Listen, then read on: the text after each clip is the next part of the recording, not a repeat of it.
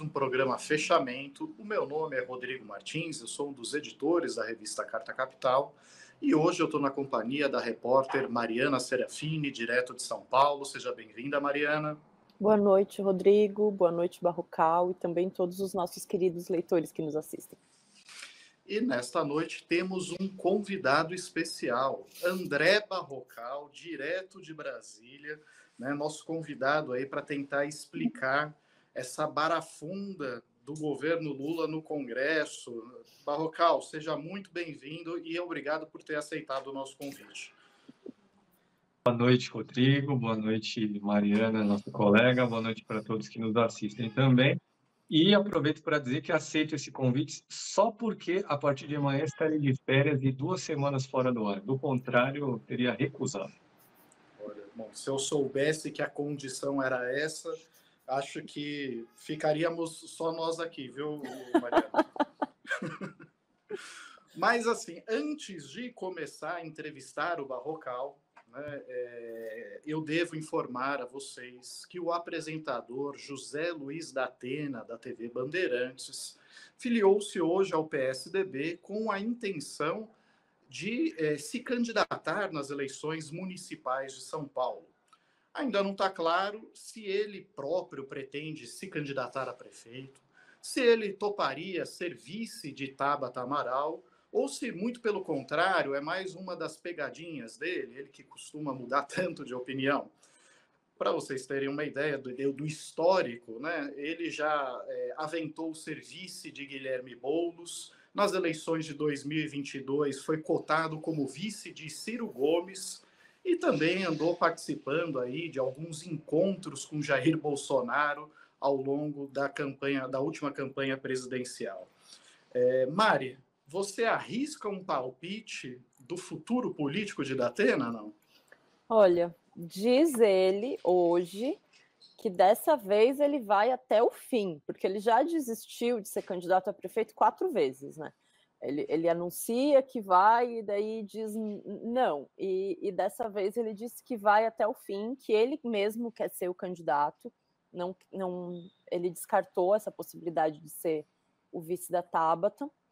E quem não gostou disso, Rodrigo, foi o Aloísio Nunes, quadro histórico do PSDB, que foi candidato a vice do Aécio, foi ministro, e ele saiu do partido hoje, depois de 25 anos na legenda, e saiu criticando não só a candidatura do Datena, não é a coisa mais grave que o PSDB fez nos últimos tempos, mas foi alvo de críticas dele. Ele disse que o partido teria outras pessoas para lançar uma candidatura própria, não precisaria se aventurar com uma celebridade. Ele acredita que o Datena não traz a contribuição política que o partido precisa nesse momento para essas eleições municipais em São Paulo. E criticou também o PSDB de ter se tornado uma linha auxiliar do bolsonarismo. Pois é. Aliás, o Bolsonaro também chegou a bater o martelo do vice de Ricardo Nunes, atual prefeito de São Paulo, que disputa a reeleição, né, Mariana? Isso não foi bem recebido pelos partidos que apoiam o Ricardo Nunes na eleição, porque o Bolsonaro decidiu que o vice vai ser o Ricardo Nascimento de Melo e Araújo. Ele é coronel da reserva e ex-comandante da Rota, a tropa de elite da Polícia Militar. O Melo Araújo também foi presidente do CEAGESP aqui em São Paulo, quando o Bolsonaro era presidente. O CEAGESP é o entreposto de venda de alimentos, hortaliças, frutas, legumes. É o nosso grande entreposto disso aqui em São Paulo. E quando ele foi o presidente do armazém, ele chegou a montar um clube de tiro em um dos boxes do armazém. Durou cerca de 6 meses um clube de tiro dentro do lugar onde as pessoas vão comprar fruta. Mas eu não entendi o espanto, Barrocal. O pessoal não costuma brincar de tiro ao alvo com uma maçã na cabeça? Principalmente nessa época do ano, em festas juninas, eu diria. Olha, não é tão absurdo assim, Maria, não é tão absurdo assim.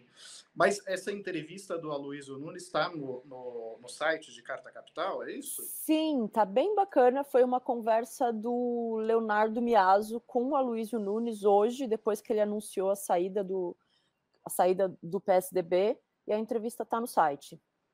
Tá certo. Aliás, o Barrocal não está mais aparecendo aqui na minha tela, ele caiu, Cacá? Caiu. Então, desistiu, viu, de ser entrevistado. Foi embora.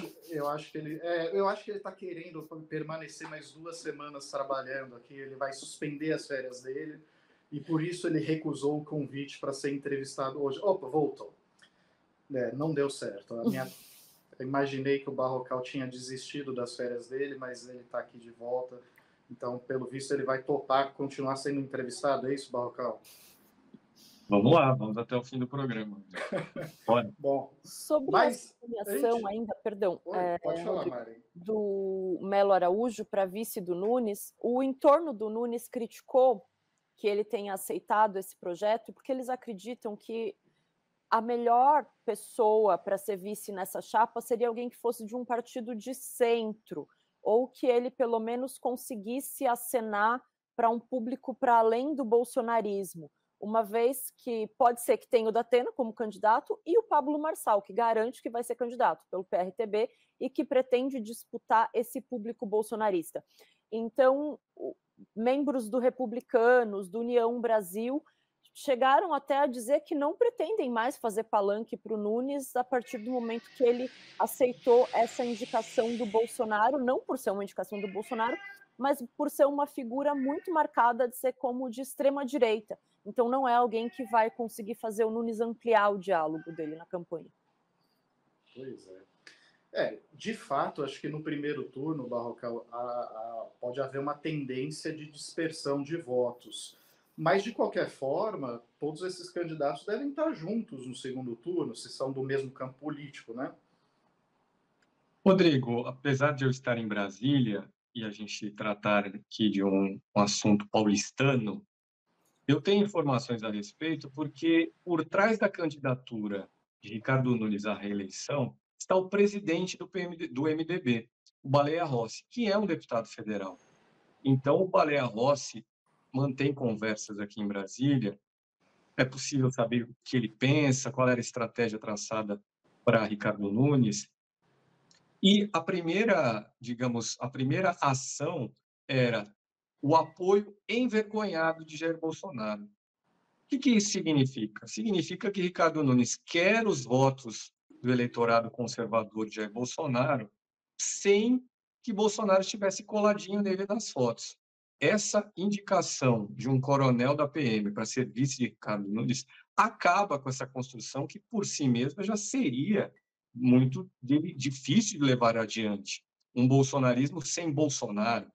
Mas eu diria que essa consagração do bolsonarismo colado a Ricardo Nunes, de fato, vai dificultar um pouco as coisas para o prefeito, como a própria Mariana já disse, porque outros partidos que compõem, na verdade, essa aliança que se desenha em torno dele, também prefeririam que Bolsonaro estivesse bem longe, que o bolsonarista votasse em Ricardo Nunes, mas que Jair Bolsonaro ficasse bem longe da campanha.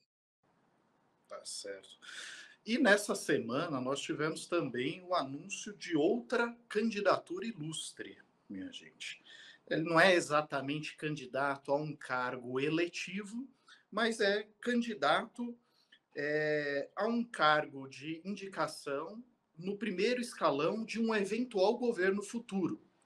Eu sei que pode parecer um pouco confuso para quem está nos acompanhando. A primeira vez que eu li a notícia na Folha de São Paulo, eu também fiquei um pouco perdido, atordoado, mas é isso mesmo. O presidente do Banco Central, Roberto Campos Neto, né, num jantar com Tarcísio de Freitas, o governador paulista, anunciou que ele topa, sim, ser o posto Ipiranga de Tarcísio Freitas, caso ele venha disputar a presidência em 2026 e caso ele venha a ser eleito, né? Então, ele topa ser ministro da Fazenda de um eventual governo Tarcísio Freitas à frente da presidência da República. E, Mari, na verdade, assim, eu fiquei curioso com esse tipo de candidatura. Você já pensou em ser candidata a algum ministério ou não? Olha... E de quem? E de quem? Vai. Né, o Ministério do Aborto do governo Dilma no futuro.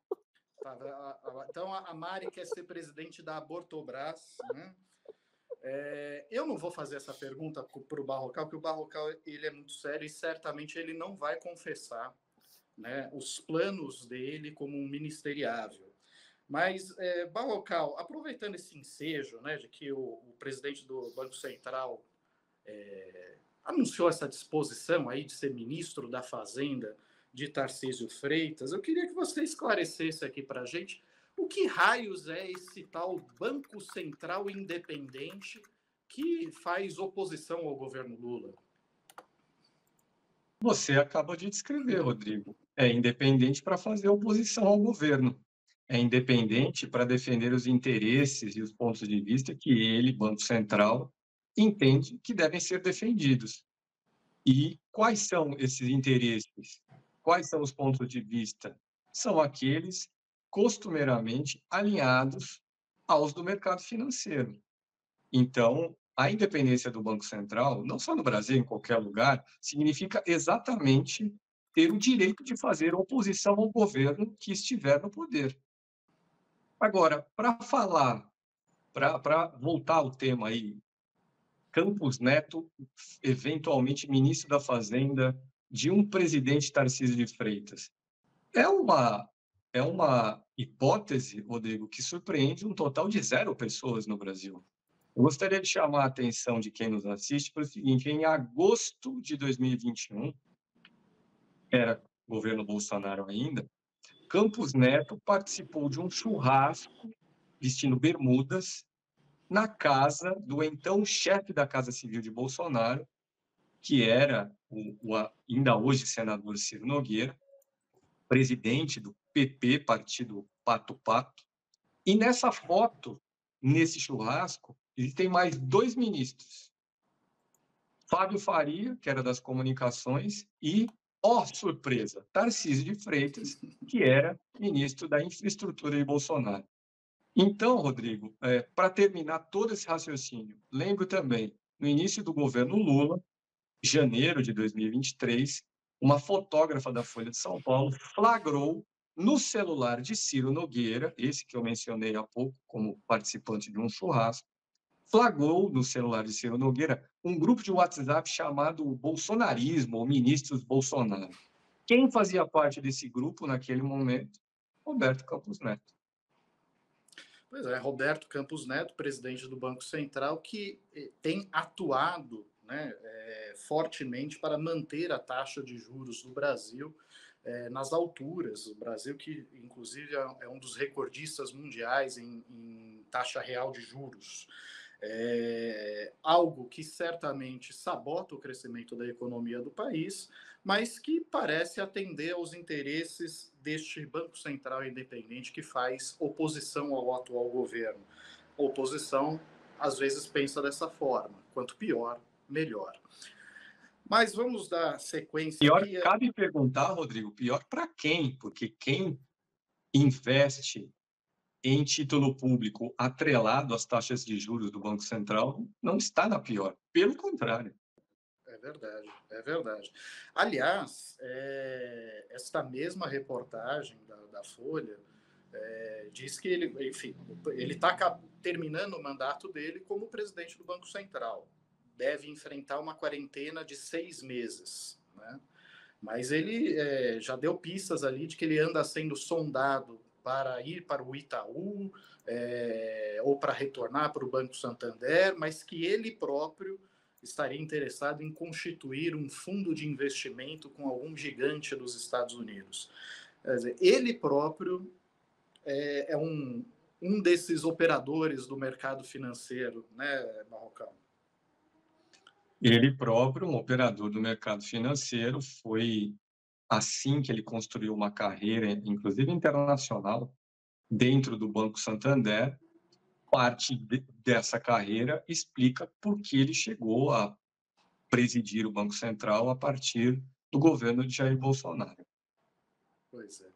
E, aliás, ele também se apresentou como candidato a CEO do Santander, CEO mundial.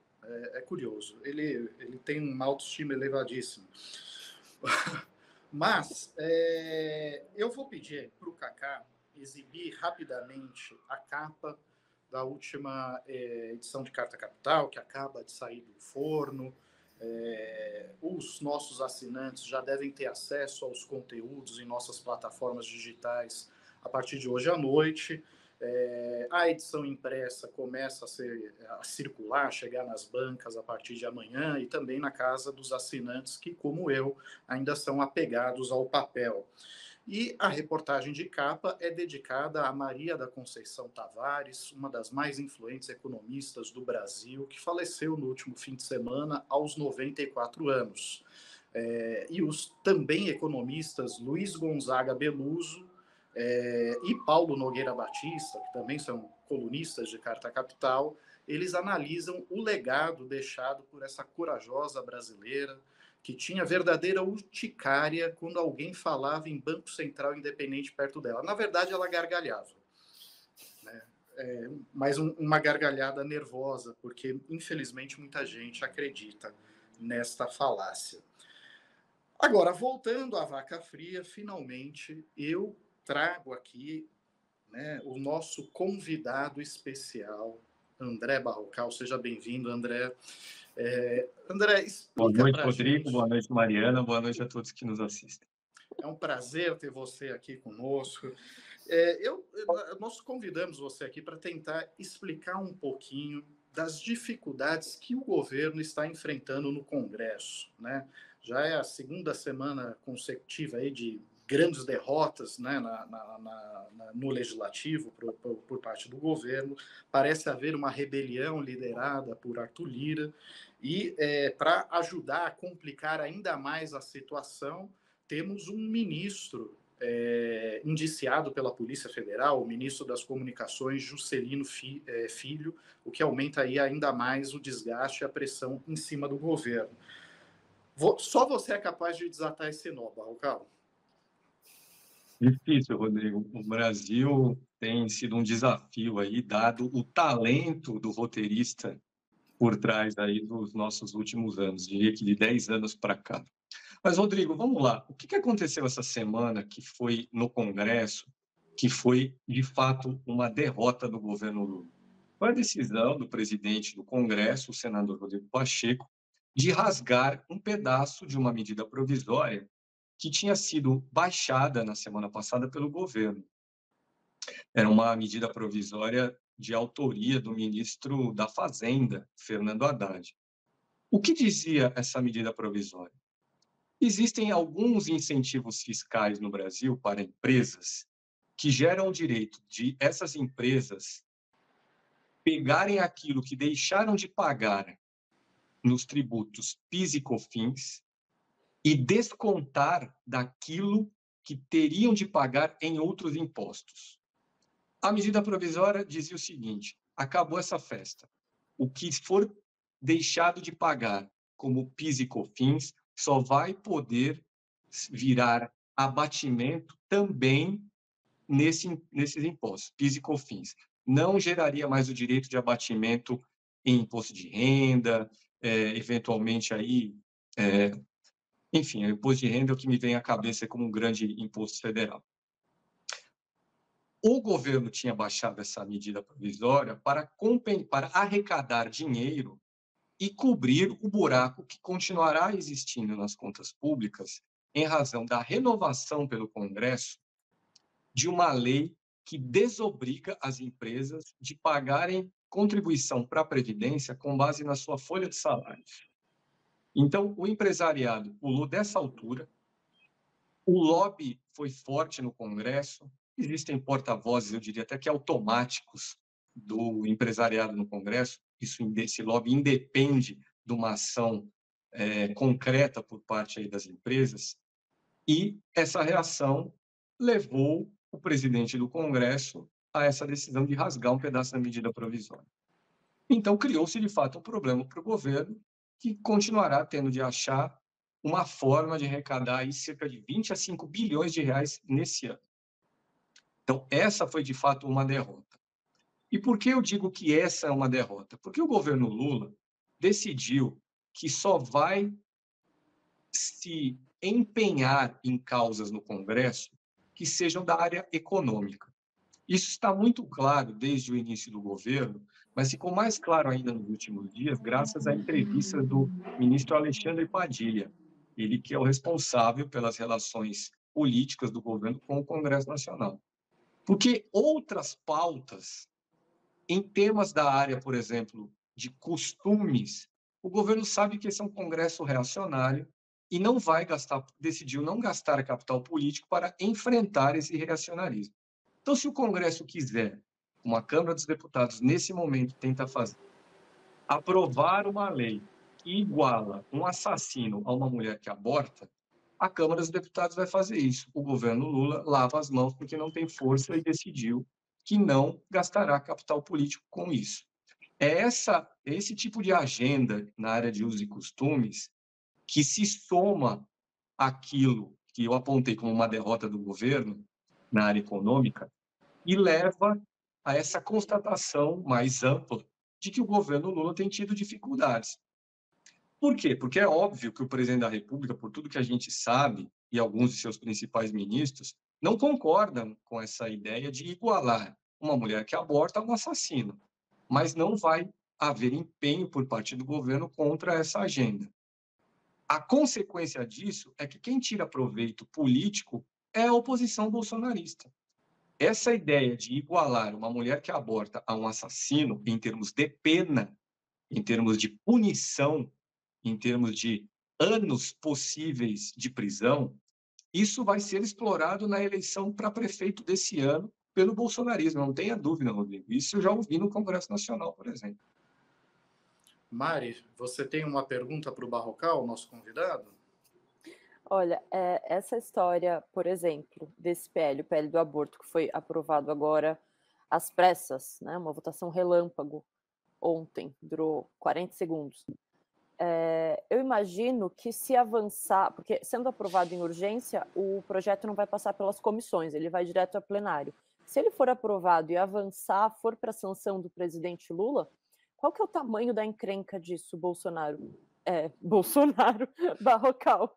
Porque Não, aí é intolerável, desculpa, aí nosso convidado vai ser Né? obrigado a se Se retirar. diante de um insulto assim, Mari. Desculpa, gente. Respeite o nosso convidado, por favor. Eu queria entender qual que é o tamanho da encrenca, principalmente com relação ao público evangélico, porque aí o Lula vai ter que comprar essa briga, né? Nessa situação limite, eu diria hoje, meados de junho, que Lula vetaria essa lei e o Congresso Nacional teria de analisar esse veto e aí provavelmente derrubaria esse veto, que foi a mesma história naquela lei conhecida como saidinha, lei que foi aprovada para impedir que pessoas presas que cumprem pena e teriam o direito de, em algumas ocasiões, deixarem a prisão, não possam mais deixar a prisão. Esse foi um embate claro de tudo isso que nós estamos falando. O governo tem uma posição, mas não gasta capital político, ou gasta até certo ponto, e o Congresso Nacional, que é de maioria conservadora, acaba por ter a última palavra, e, no final das contas, isso se transforma numa derrota do governo e numa vitória do bolsonarismo. Embora, nesse caso concreto da lei da saidinha, olha que curioso, vamos lembrar para quem nos assiste, houve uma provocação ao Supremo Tribunal Federal, num caso parecido, e o juiz André Mendonça decidiu: essa lei da saidinha não vale para quem já está preso, só vale para futuros condenados. Por que isso? Porque uma lei penal só pode retroagir se for para beneficiar um réu, um condenado ou um acusado. Não pode retroagir para prejudicá-lo. E proibir a saidinha de quem já está preso seria fazer essa lei retroagir. E André Mendonça, vamos ressaltar aqui, é indicado de Jair Bolsonaro lá dentro do Supremo Tribunal Federal. Bom, eu vou só fazer aqui um comentário da Tatiana Nascimento, né? Ela, que eu acho bastante pertinente. Ela diz: tem que chamar, a gente do nosso campo tem que chamar pelo nome certo, o PL 1804. E o nome certo na avaliação dela é PL do estupro, e não PL do aborto. De fato, assim, eu imagino que ela esteja dizendo isso porque, concretamente, existe uma agenda bolsonarista que tenta impedir o direito ao aborto até nos casos previstos em lei, né? Só são 3 situações em que a legislação brasileira permite o aborto. Um é quando a mulher é vítima de estupro, outra é quando a gestação traz risco à vida da mãe, e outra é quando o feto é anencéfalo e, portanto, não tem chance de sobreviver fora do ventre materno. São só essas 3 situações em que o aborto é permitido pela legislação brasileira. E mesmo nesses casos, há uma mobilização de setores bolsonaristas para tentar impedir o acesso de mulheres a isso, como vimos num hospital daqui de São Paulo, inclusive, né, sob a administração de Ricardo Nunes, ora aliado de Bolsonaro, embora buscando esse apoio envergonhado, né, de proibir determinados procedimentos num hospital de referência para mulheres que estavam sendo vítimas de estupro, né, ou que enfrentavam essas outras 2 situações que eu mencionei. Mas, Barrocal, vamos voltar ao tema Congresso. Eu queria fazer uma pergunta linkando 2 assuntos, né? Ontem, durante um encontro virtual do PT, de uma das tendências do PT, o deputado José Guimarães, líder do governo na Câmara, acabou vocalizando uma queixa frequente, né, de que os partidos da base aliada não estão comprometidos com o governo. Ele está se queixando da infidelidade desses partidos que fazem parte do governo, né, mas cujos seus representantes no Congresso acabam traindo o governo, votando contra o governo. Muito bem. E, de outro lado, nós temos a situação do ministro das Comunicações, né, que não é exatamente de um partido do campo progressista, ele é, né, um representante do União Brasil, está lá, indiciado pela Polícia Federal, suspeito de desvio de recursos da estatal Codevasp, e vale a pena para o presidente Lula assumir o desgaste de manter esse ministro e até mesmo de manter esses cargos à disposição de partidos que são infiéis no Congresso? Rodrigo, primeiro, começar pelo comentário do líder do governo, José Guimarães. O deputado José Guimarães costuma vocalizar pontos de vista que são do próprio presidente da República. Há uns 10 dias, por exemplo, ele deu uma entrevista para a Folha de São Paulo em que pregava e que defendia uma chacoalhada no governo, uma necessidade de os ministros defenderem mais o governo Lula, saírem mais a público para mostrar o que tem sido feito. E eu soube que o presidente da República, quando encontrou José Guimarães depois dessa entrevista, puxou ele de canto numa reunião no Palácio do Planalto e disse assim: você falou tudo o que eu queria dizer. Então eu deixo aqui em primeiro lugar essa premissa. Possivelmente é essa a visão também do presidente da República, de que os ministros de seu governo não defendem o governo. Agora, a outra abordagem. Vale a pena Lula manter no ministério políticos ou partidos que não se comprometem como deviam, que não defendem o governo como deviam ou poderiam, que não votam com o governo no Congresso Nacional? Eu vou devolver essa pergunta com uma outra pergunta. O presidente da República vai dar esses cargos para quem? Quem estaria interessado, e tem votos no Congresso Nacional, quem estaria interessado nesses cargos e disposto a defender o governo Lula? É uma situação muito difícil do presidente da República, porque os digamos assim, partidos progressistas têm na Câmara dos Deputados aproximadamente 140 cadeiras, de um total de 513. Então, sobram aí 370 deputados que não são do campo progressista. Então, o presidente da República não vai mais querer contar com esses votos, é isso? Aí que não vai governar mesmo.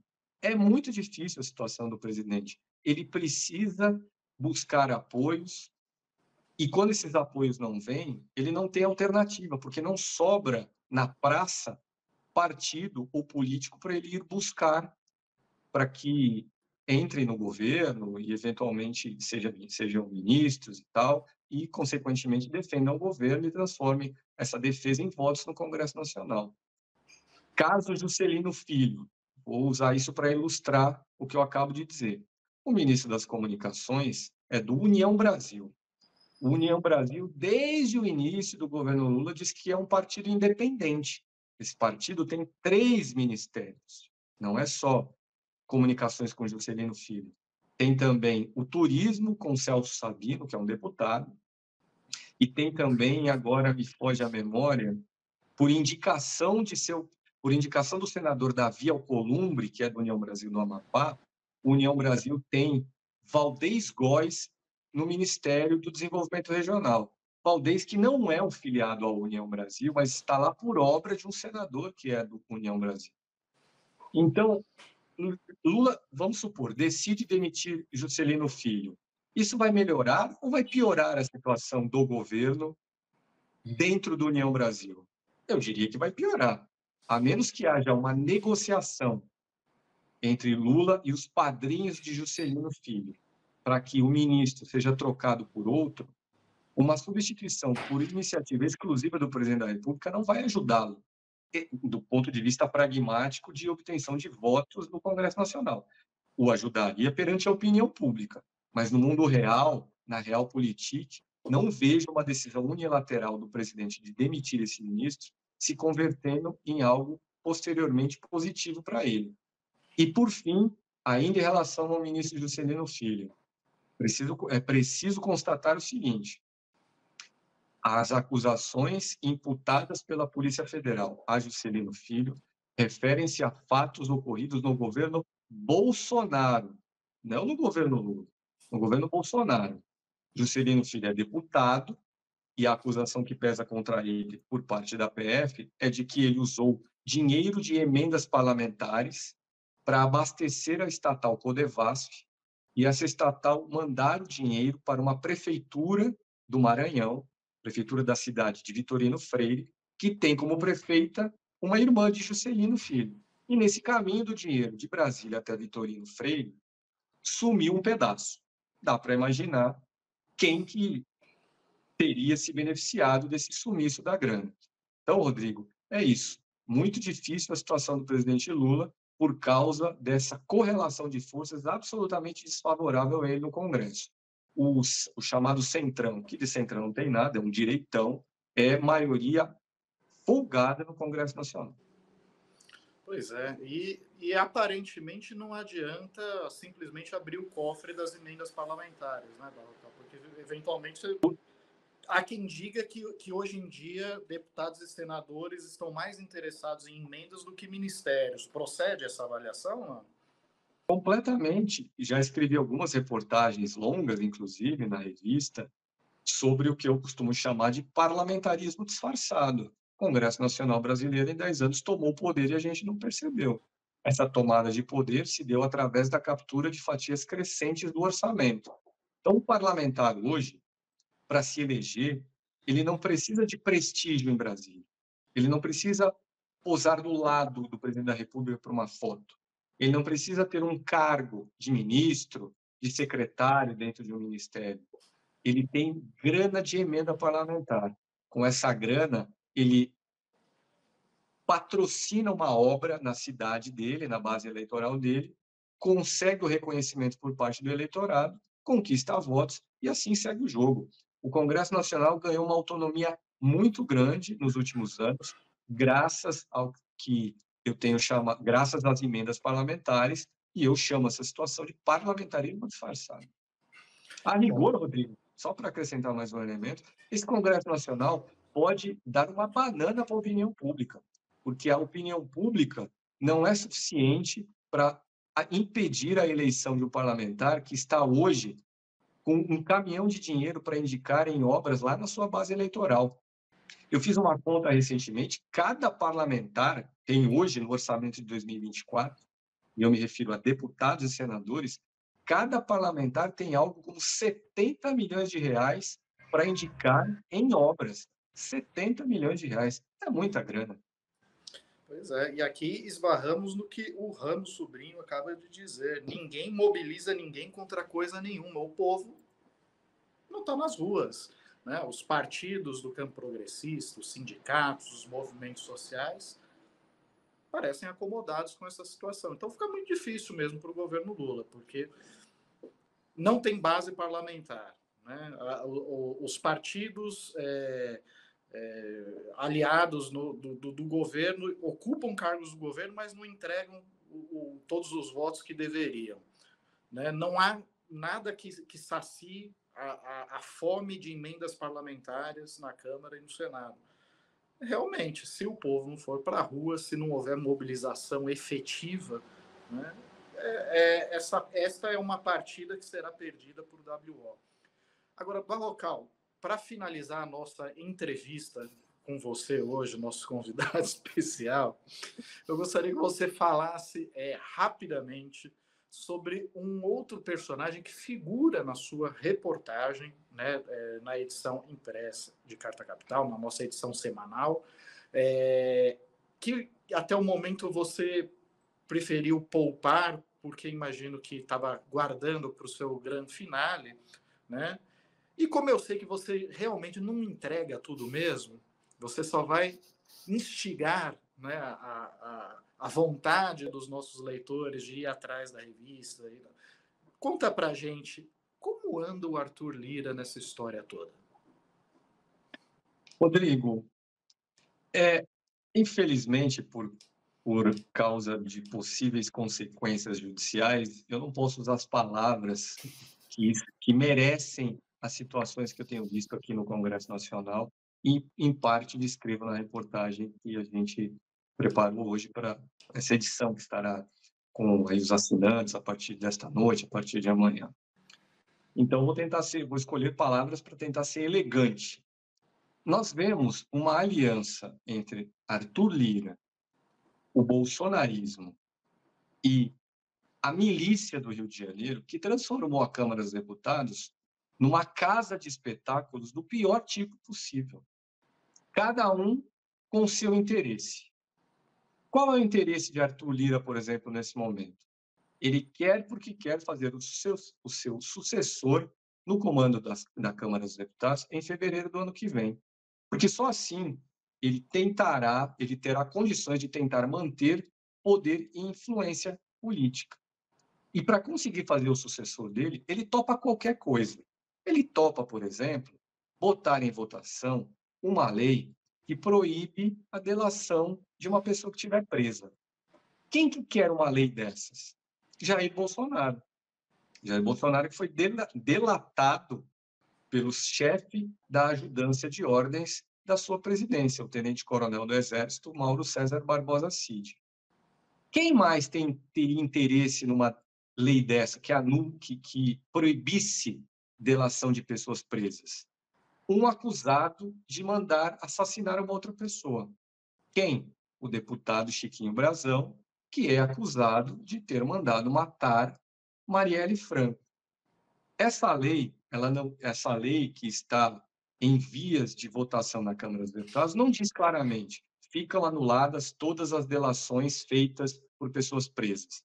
Mas ela vai abrir espaço, por exemplo, eu ouvi isso de um deputado do PT, para que as delações feitas por Mauro Cid e Rony Lessa é o delator de Chiquinho Brazão, para que esses dois delatores desistam das suas delações já seladas. E aí a dupla estaria amparada por uma nova legislação que proibiria a delação de uma pessoa presa. Então, Rodrigo, esse show de horrores, eu descrevo essa semana na revista e se compõe também de um tema que a gente abordou há pouco aqui no programa. Essa tentativa de igualar uma mulher que aborta a sujeitos do tipo Chiquinho Brasão. Aliás, a Isabela Vieira também diz, esse PL do aborto é uma afronta aos direitos humanos. Gabriel Souza, esse absurdo PL do estupro vai parar no STF? Muito provavelmente, né? Mas, enfim. Barrocal, eu agradeço muito pela sua participação no nosso programa, por você ter atendido o nosso pedido, e agora eu chamo, né, obrigado pela sua participação, e agora eu chamo o repórter André Barrocal de volta para participar da nossa bancada não como entrevistado, mas como comentarista, entrevistador e tal. Mas antes, Mari, conta para a gente um pouquinho sobre a reportagem que você preparou para esta edição semanal de Carta Capital, mas aprenda com o Barrocal, que você só pode falar um pouquinho para instigar, né, a curiosidade, né, dos nossos leitores. Boa. Essa semana eu escrevi sobre a expectativa política do PT em torno dos municípios do ABC Paulista e os municípios da região metropolitana aqui da capital. Porque essa região já foi conhecida como um cinturão vermelho. Teve muitos prefeitos do PT simultaneamente, e é também a região de onde sai o próprio presidente Lula, né? São Bernardo do Campo, onde ele morou até 2022. Aqui abro um parêntese só para contar uma... Eu lembro que nas eleições de 2014, quando o Lula morava lá no prédio dele, as pessoas sabem onde é o prédio do Lula em São Bernardo, um prédio simples, e aí o vizinho de baixo do Lula tinha uma faixa que ocupava assim a varanda de fora a fora em apoio ao Aécio Neves. Tempos mais simples, né, da política, a coisa era mais tranquila, a violência política era só o Aécio chamando a Dilma de leviana nos debates. Voltando para a matéria, o PT perdeu muito espaço nesses municípios nos últimos anos, principalmente depois da derrubada da presidenta Dilma. E é um projeto bastante ambicioso de conseguir retomar algumas dessas prefeituras. A de São Bernardo do Campo, inclusive, é a maior aposta. Aí eu conversei essa semana com alguns dirigentes do partido, conversei com alguns pré-candidatos que já estão definidos para algumas prefeituras, e eles contaram como é que é essa estratégia, qual que é a aposta do PT, o que o partido pretende fazer para lograr sucesso nessas eleições e recuperar o cinturão vermelho. Aí eu convido os leitores a lerem a matéria para descobrir. Aliás, um desses entrevistados é o ministro do Trabalho, né, Mariana? Isso, o ministro Luiz Marinho, que foi presidente de São Bernardo durante 2 mandatos. Prefeito. Hoje eu estou trocando as palavras. Perdão, gente.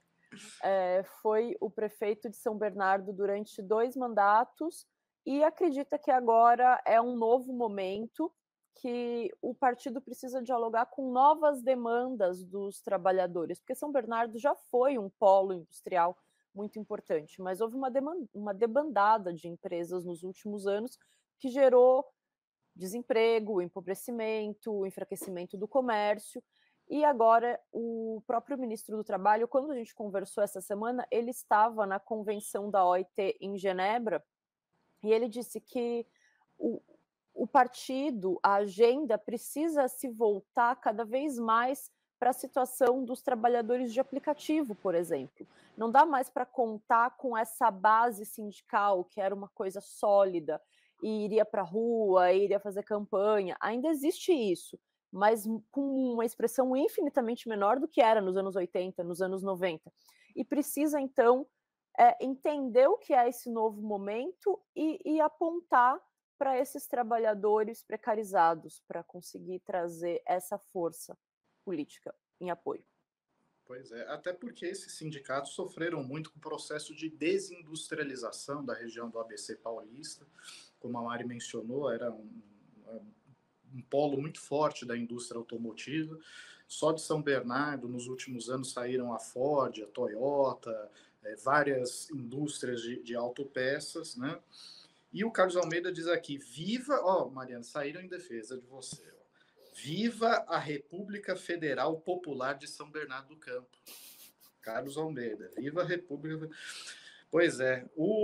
Então, neste caso, o Luiz Marinho, de fato, é ex-presidente da República de São Bernardo, né? Mas, atualmente, a República de São Bernardo tá nas mãos do PSDB, está sendo governado há 8 anos pelo tucano Orlando Morando.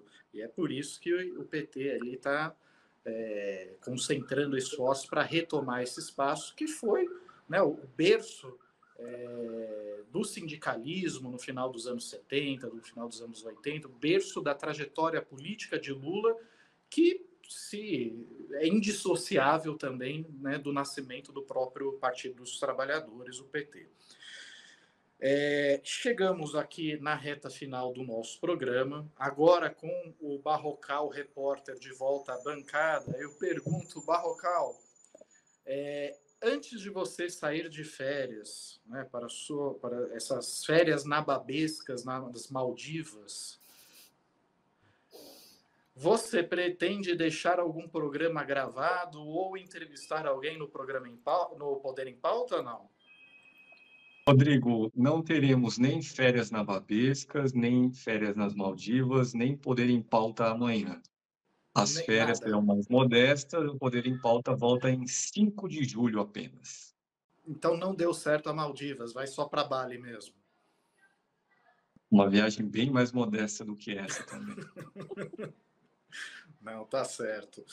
Eu também acabei preparando uma materinha curta para essa edição de Carta Capital, que é uma pesquisa.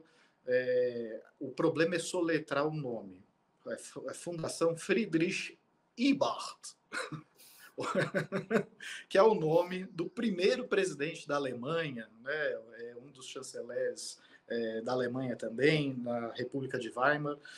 Enfim, esta fundação tem o nome dele, era um social-democrata, mas ela tem uma representação no Brasil e esta fundação acaba de lançar uma pesquisa desenvolvida por pesquisadores brasileiros, entre eles a professora Esther Solano, mostrando a percepção dos bolsonaristas sobre uma série de temas, né? Então, eles selecionaram apenas pessoas que declararam voto em Jair Bolsonaro nas últimas eleições presidenciais, no primeiro e no segundo turno. Então, estamos falando de bolsonaristas convictos, né?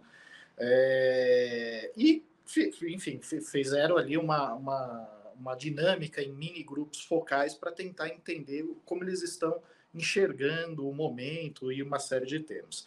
Algumas coisas não são exatamente novidades, né? Os bolsonaristas, por exemplo, acham que Jair Bolsonaro é perseguido pela mídia, é perseguido pelo STF, é perseguido pelo sistema político, talvez até pelos Guardiões da Galáxia, vai saber. Enfim, acreditam, e nisto eles têm razão, de que Bolsonaro segue como a principal liderança da direita no Brasil, né? E o que se prova, inclusive, pela sua capacidade de mobilizar pessoas em atos públicos, em manifestações, como ele fez recentemente na Avenida Paulista e por aí vai. Mas o que eu achei curioso nessa pesquisa é que ela apresenta para esses bolsonaristas alguns nomes que estão sendo cotados, né, para suceder Bolsonaro em 2026. E se vocês querem saber o que estes bolsonaristas pensam sobre o possível sucessor de Bolsonaro em 2026, já que ele está impedido de se candidatar porque foi declarado inelegível pelo Tribunal Superior Eleitoral, leia em Carta Capital nesta semana. Eles têm uma opinião muito curiosa, por exemplo, sobre o Tarcísio de Freitas, né? Sobre Nicolas Ferreira, sobre Michele Bolsonaro e até mesmo sobre aliados locais, como o prefeito de São Paulo, Ricardo Nunes. Então, se ficaram curiosos para saber O que eles pensam sobre essas figuras, leia em Carta Capital. Mari, qual é o tema que você gostaria de destacar ao término do nosso programa? Eu vou retomar o PL do aborto, que a gente já falou aqui, mas falou num contexto da situação do Congresso Nacional.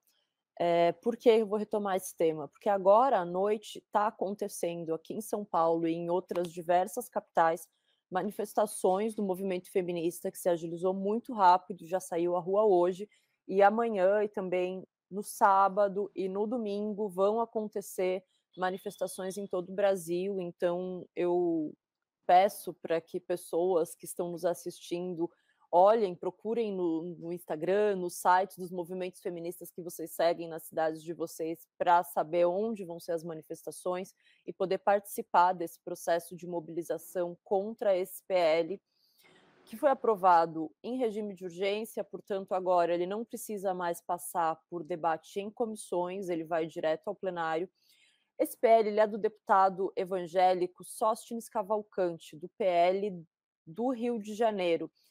E esse deputado deu uma declaração recentemente, colocando o Lula contra a parede mesmo com relação a isso, falando que se for aprovado e for para sanção presidencial, aí ele quer ver se, aí os evangélicos querem saber se a carta do Lula aos evangélicos durante as eleições de 2022 era verdade, quando ele diz que ele é contra o aborto.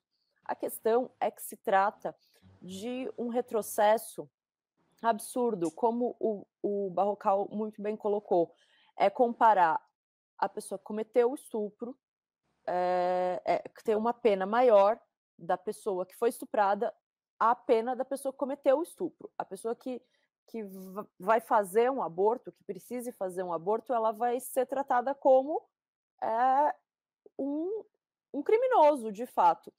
E aí, isso vai ser só depois das 22 semanas. Qual que é a questão do aborto depois das 22 semanas? É interessante pensar sobre isso. A maior parte dos abortos realizados no Brasil depois de 22 semanas, que é um caso muito mais delicado, é feito em meninas. E por que em meninas? Se uma mulher adulta muitas vezes demora para identificar que ela está grávida, imagina uma criança que não era para estar grávida. Ela não sabe que ela está grávida, ela demora para identificar sintomas, para pedir ajuda e para descobrir a gravidez. Muitas vezes essa gravidez já é descoberta num estágio mais avançado. Aí até ela conseguir o direito de fato, ir lá e realizar o aborto em segurança, é toda uma burocracia. O tempo, ela tem que correr contra o tempo. Quando vê, chegou nas 22 semanas. E aí vai ter que fazer esse aborto que é mais difícil, que é mais delicado, mais traumático, e agora correndo o risco de ser equiparado a um criminoso. É muito grave. E é interessante a gente pensar que quem está defendendo essa pauta é justamente as pessoas que defendem que não tem que ter educação sexual na escola. Porque a principal forma de uma criança se proteger de um abuso é ter noção do que está acontecendo, é saber o que está acontecendo para poder pedir ajuda, para poder falar sobre o que ela sofreu, porque às vezes a criança é abusada e nem sabe do que se trata. Então, é interessante pensar, né, que quem é contra educação sexual na escola também quer punir as mulheres que são vítimas de estupro, então estão defendendo os estupradores. É muito grave o que a gente está vivendo e é importante que exista um processo de mobilização. Como ele já começou hoje, seria muito importante que as pessoas participassem. Aliás, assim, a título ilustrativo, vamos imaginar uma menina de 12 anos que foi estuprada em casa. Afinal de contas, a maior parte dos estupros ocorre em ambiente doméstico, né? Possivelmente pelo pai, padrasto, tio, primo, quem quer que seja. Não existe sequer a possibilidade de você cogitar que o sexo foi consensual, porque abaixo de 14 anos é estupro de vulnerável e ponto. Tá? Meninas de 12 anos enfrentam uma enorme barreira para ter acesso ao aborto legal e seguro no SUS. Já houve casos denunciados de meninas que procuraram assistência no Hospital Vila Nova Cachoeirinha, daqui de São Paulo, inclusive com recomendação de defensoria pública e tal, não conseguiram realizar o procedimento aqui porque havia passado de 22 semanas e tiveram de se deslocar para outro estado para conseguir realizar o seu aborto. Agora, imagine que esta menina, né, resolva ela própria induzir o seu aborto, porque o Estado está negando isso para ela. Pronto, ela vai estar submetida à mesma pena que um assassino. Já o estuprador dela está sujeito a uma pena muito menor. Essa é a gravidade da situação. Acho que no caso específico da menina de 12 anos não, porque ela entraria no Estatuto da Criança e do Adolescente, não tem a mesma pena. Mas se estivéssemos falando de uma mulher de 18 anos, ela poderia ser condenada a uma pena superior à do seu estuprador, caso ele viesse a ser julgado, processado e condenado. É por isso que a Mariana mencionou esse caso, né? Se ela não tem a assistência do Sistema Único de Saúde para realizar o procedimento de forma legal e ela própria resolver interromper essa gestação, pronto, é uma assassina que vai ter uma pena superior à do seu agressor. Realmente é bem assustador esses projetos que andam sendo, não só tramitando, né, porque absurdos vêm sendo propostos há muito tempo, mas estão sendo aprovados, né, estão seguindo adiante, estão passando pelas comissões de Constituição e Justiça, que eu nem sei para que serve aquilo. Mas, enfim, Barrocal, qual tema você gostaria de destacar no término do nosso programa? Rodrigo, eu queria ainda acrescentar alguns elementos sobre esse mesmo tema.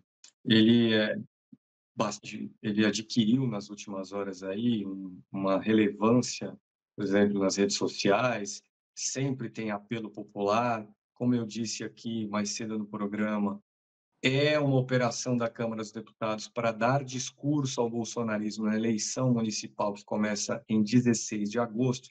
Então, acho importante a gente pontuar bem detalhadamente algumas circunstâncias. Primeira delas, o que diz o Código Penal hoje sobre uma mulher que aborta? Diz o Código Penal, no seu artigo 124, que uma mulher que se submete a um procedimento de aborto está sujeita a uma punição de 1 a 3 anos de prisão. E diz que, o artigo 128 do mesmo Código Penal diz: se essa gravidez resultar de estupro ou tiver como consequência risco de a mãe morrer na hora do parto, a punição lá do artigo 121, ela não se aplica. Certo? Então, essa é a situação de hoje. Uma mulher pode pegar de 1 a 3 anos de prisão em caso de aborto, mas se for por estupro ou houver risco de morte, essa punição não existe. O que diz a legislação atual sobre estupro? O mesmo Código Penal, no artigo 213, diz: um estuprador está sujeito a 6 a 10 anos de cadeia, certo? O que esse projeto de lei, tal qual está desenhado hoje na Câmara dos Deputados, faz é dizer o seguinte: essa pena de 1 a 3 anos para uma mulher que aborta não vai mais existir. Vai ser uma pena de 6 até 20 anos de cadeia, que é a pena prevista no Código Penal para assassinato. Ou seja, nesse caso, uma mulher pode ter, no limite, até 20 anos de cadeia e um estuprador 10. Metade do tempo de punição para um assassinato. E mais, essa mesma lei diz que, sabe esse artigo 128 do Código Penal, que protege a mulher que aborta se a gravidez resultar de estupro ou tiver como consequência risco de a mulher morrer? Acabou essa isenção, vai ser punida também com até 20 anos de cadeia, a mesma punição para assassinato. É isso que a Câmara dos Deputados prepara para pôr em votação. E saliento que todas essas punições, elas seriam válidas para o caso de procedimentos abortivos de 22 semanas ou mais, no caso do feto. O Supremo Tribunal Federal, no ano passado, começou a julgar uma ação que pedia para não criminalizar de forma alguma uma mulher que se submete a um aborto, e o voto da ministra Rosa Weber, na oportunidade, ela que já se aposentou, dizia até 12 semanas de gravidez não deve ter punição alguma. Por quê? Eu vou ler aqui um trecho. Não há que se falar em direito fundamental à vida do embrião ou do feto. Ou seja, a juíza Rosa Weber entendia que até 12 meses, até 12 semanas de gravidez, não tinha uma vida constituída. Chama atenção também para o fato de que, na Colômbia, o Supremo Tribunal Federal de lá, há coisa de uns 2 ou 3 anos, decidiu que aborto até 24 semanas, que é o dobro do tempo do voto da ministra Rosa Weber, não implicaria punição alguma para a mulher que tivesse que submeter a um procedimento desse tipo. Então, Rodrigo, para esgotar desse assunto, ao menos naquilo que eu achava importante destacar, vou encerrar minha participação hoje aqui, chamando a atenção para um julgamento que vai acontecer no Supremo Tribunal Federal na próxima terça-feira, e tem como personagem alguém que a gente já abordou nesse programa, Chiquinho Brazão, deputado federal acusado de mandar matar Marielle Franco. Chiquinho Brazão está preso desde março. Em maio, a Procuradoria-Geral da República apresentou uma denúncia contra ele perante o Supremo. Tem que ser no Supremo esse julgamento, porque ele é deputado federal e tem foro privilegiado. É uma denúncia por homicídio, entre outras. Não é só acusação de homicídio, tem mais acusação, mas a principal é essa. E na terça-feira, o Supremo Tribunal Federal, através de uma de suas turmas, que é um grupo de 5 do conjunto de 11 juízes, vai decidir se aceita a denúncia. Ou seja, se transforma Chiquinho Brazão em réu. Caso isso aconteça, vai ficar ainda mais difícil para o deputado escapar de uma cassação do mandato. Paralelamente ao processo contra ele no Supremo, existe também um pedido para cassar o mandato dele no Conselho de Ética da Câmara dos Deputados. Esse processo corre aos cuidados de uma deputada do PT, do Espírito Santo, o nome dela é Jaque Rocha, e ela apresentaria um plano de trabalho para esse processo no Conselho de Ética, para esse processo andar no Conselho de Ética. Ela apresentaria nessa semana, mas decidiu segurar um pouco essa apresentação para esperar o julgamento justamente do Supremo na próxima terça-feira, Rodrigo. Tá certo, Barrocal. Aliás, obrigado pelos detalhes, né, das especificidades desse projeto. Gente, chegamos ao término do nosso programa. Eu agradeço muito a participação de todos que nos acompanharam, de todos que enviaram comentários, perguntas pelo nosso chat. Infelizmente não deu para ler todos, mas agradeço aqui nominalmente Carlos Almeida, Gisele Saviani, José Soares, Gabriel Souza, Tatiana Nascimento, Isabela Vieira, Ramos Sobrinho, e tantos outros aí que enviaram comentários, participaram dessa nossa transmissão.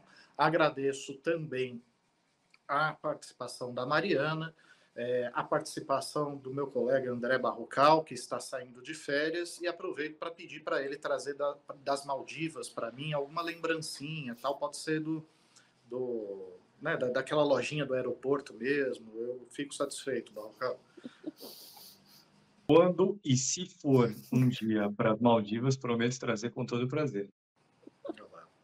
Já vai vir com desculpa. Bom, pessoal, por hoje é só. Agradeço muito. Desejo um bom fim de semana para todos e até a próxima.